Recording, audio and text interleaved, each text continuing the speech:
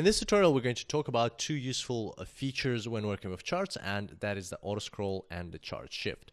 So when you've got your chart open, the first thing I want to do right now is, of course, bring up the terminal window because we lost it. So, we hid it in the previous tutorial. So to bring it up, you've got a button over here, which is terminal, or just press Ctrl T on your keyboard, or you can go into view and you can go terminal. So there's your terminal window. And the other thing that I want to do right now is I don't really like the grid, and you probably already noticed that from the previous tutorials, but it makes the chart look distracting and cluttered sometimes. So I prefer to take it off. So let's go ahead and do that. We already know how to do that. We right click, go into properties, and then go into common, and we want to uncheck show grid. Click OK.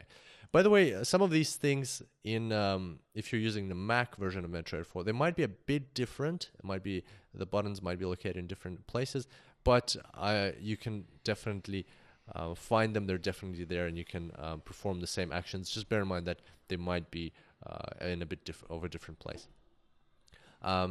So there we go. Oh, by the way, here's an interesting phenomenon. I promise to throw in tips along the way through this course, so here's one of them.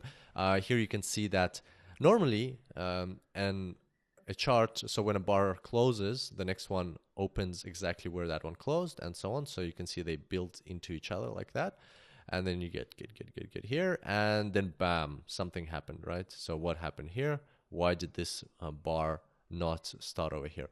Well, what you see here, if you put your I'll show you how to do that in a second. So if you put your mouse over this chart, you will see that the time here is 23rd of October, and here if you put your mouse over this bar, you'll see it's 26th of October. So that means that this was a weekend. So 24th, 25th were Saturday and Sunday, and this is normal for to happen at the start of the week. On a Monday, a currency pair can open at a different price to what it closed in the previous bar, and that is a phenomenon which is called a gap. So a gap can happen over the weekend. It can happen at other times, but basically some events happen during the weekend, and as soon as the market opened, nobody wanted to trade this currency pair at this price anymore. So people already thought that in this case, because this is a euro Canadian dollar currency pair, they thought that the euro was worth less in terms of the Canadian dollar if it's quoted in the Canadian dollar than what it was at the end of the week. So keep that in mind, and that is one of the phenomena that you will see on the Forex market, and that is also why you got to be careful when you're trading at the start of the week, or when especially when you're leaving trades over the weekend, because this can happen, and that can lead to bad results. Anyway, so this is our candlestick chart, and we've removed the grid. What we're going to talk about today is the auto scroll and chart shift. So what you will notice if I want to go to the left in this chart, if I want to go to the left as scroll, you will see that it lets me scroll, and then if I don't do anything, it pops back to the start. So then I go, and then it keeps me like it's like a magnet. It keeps going back to the start, and I can't do anything about it. Like I'm looking at these bars of 16th of October, I'm analyzing them, and bam, all of a sudden I'm back here. Well, that is because we've got the auto scroll on, and what the auto scroll does is, as soon as a new tick appears in the in your chart, so as soon as more information is added to your chart, it automatically brings you to the starting position, or to this to the current bar which has been formed over here. And that can be useful sometimes if you're observing a low time frame and it's happening very quickly, and you just want the chart to constantly be updating this part of the chart, so this right part of the chart.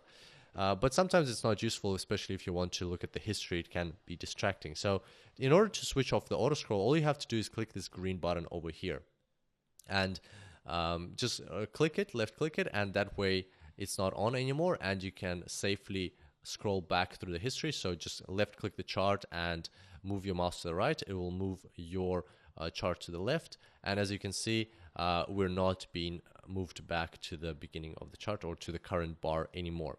So that's how the auto scroll works. You can always just switch it on very simply. Just click it, and as you can see, we're back here right away. The other one that I wanted to show you is the chart shift. So this red button over here, as you can see, there isn't any space here. So like the bulk of the area is filled up with historical bars right now. And in order to see what's going on right now at the moment on the market, we have to look way to the right of the chart. Sometimes it's not very convenient, so we want this bar to be over here. So we want some like a gap, some blank space on the right of the chart. In order to achieve that, all you have to do is click this button, which is the shift button. It's like a little red arrow. Once you click it, as you can see, some space appears to the right, and that allows you to better position this final bar so that you don't have to move your eyes all the way to the right. You can comfortably analyze everything more closer to the center of your screen. And also what you'll find at the top is this little triangle. And actually some traders don't know about this, and it takes a while to figure out what this triangle is for.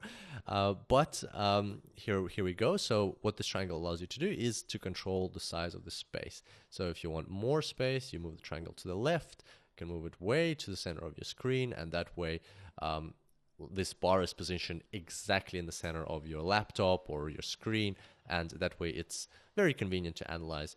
And let's switch to a candlestick for a change, or you can position it back here so that you have a small space on the right. So I usually keep it somewhere there. And if you don't want to see your shift anymore, and you just unclick this button, and there you go, the shift is gone. So those are two useful features.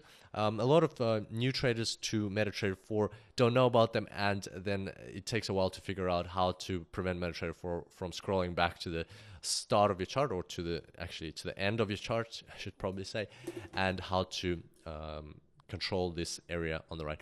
Well, now you know, and now that is definitely something you should use when analyzing Forex charts, because that makes your analysis more convenient. All right, so that's us for today. In the next tutorial, we're going to talk about chart zoom and compression. I look forward to seeing you then. Until next time, happy trading.